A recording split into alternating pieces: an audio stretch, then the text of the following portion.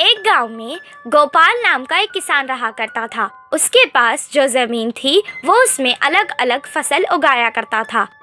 उसके पास एक बैल थी जिससे वो खेत में हल चलाता था और बैलगाड़ी में कभी कभी बांध देता था। बैल सारा दिन काम करके थक जाता था। कभी कभी उसे अपने मालिक पर बहुत गुस्सा आता था पर कुछ नहीं कर सकता था। वो सोचता था कि एक दिन उसका भी समय बदलेगा। एक दिन अचानक उसके मालिक ने अपने साथ शहर से एक गधा खरीद के ले आए और बैल के साथ उसे भी बांध दिया। गधा बैल के साथ बात करके दोस्ती करना चाहता था। वो उससे कहने लगा, हमारे मालिक तुम्हें अच्छे से देखते हैं। गधे की बात सुनकर बैल दुखी हो गया और अपना सारा हाल सुनाने लगा। ये सुनकर गधे ने कहा, अगर तुम्हें काम से बचना है तो मैं एक उपाय देता हूँ। इसी बात का वो इंतजार कर रहा था कि कोई उसे काम से बचने का उपाय दे।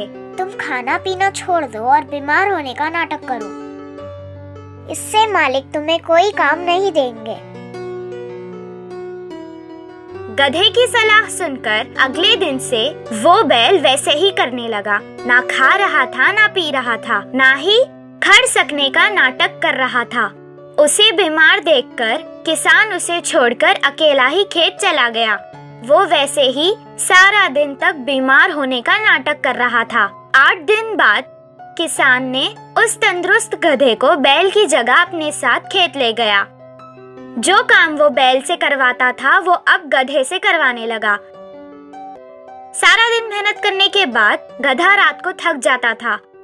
बैल को आराम करते देख के वो कहने लगा, अయ్यो, मैंने उसकी मदद करके अपना ही नुकसान कर लिया। बचने के लिए कुछ उपाय सोचना पड़ेगा। सारी रात वो यही सोचता रहा।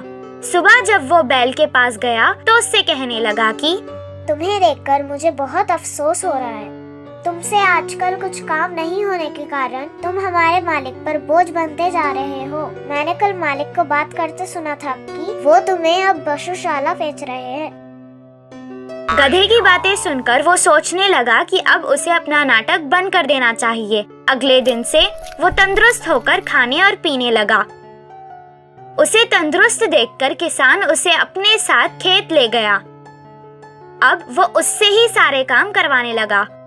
इससे गधे को आराम हो गया। इस कहानी से हमें ये शिक्षा मिलती है कि कभी-कभी किसी को सलाह देने से भी हमें परेशानी हो सकती है।